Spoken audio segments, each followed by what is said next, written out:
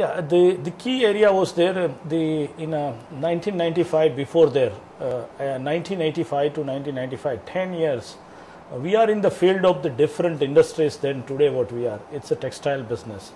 It's a very strong the petrochemical products, in particular the microfilament yarn, filament yarn, fabrics and other types of the product. It's a huge different and more, we can say it's a commodity, but it's very strongly driven by the technology and innovations. So we are in that field. Extremely low margin in textile because it's a more stabilized industries in the country. In that environment, our power cost is high and margin is lower. So any rise in the power price, it's immediate hit my bottom lines. So it's not giving the room for us to grow further. That has continuous pitch for me, okay, how I can mitigate this risk, how I can bring the energy such a way so that I can hedge my power cost. Not only that, availability also, because so many days out of 5 days, 7 days, 1 day or 2 days, there is no energy. Sometimes you found that every Wednesday was staggering.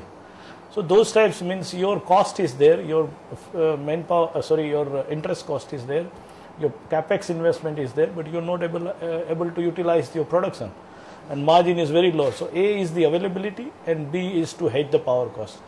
Then we decided what should be the solution, and after doing a lot of research we found if we put a wind turbine and do the captive power productions, then its best solution A is availability, B I can hedge my power cost, and I can predict my energy cost for the next 20 years because there is only financial cost. So that has given a good click for me to go on that investment to mitigate that risk of the growth for the textile business. Then the second phase was started. After 1 or 2 years, it's realized, no, it's working.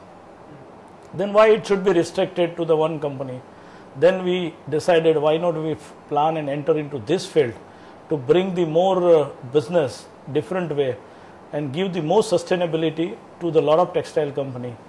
Why one state, why not whole country, and today why not whole world? Oh wow. So that's the direction. Wow.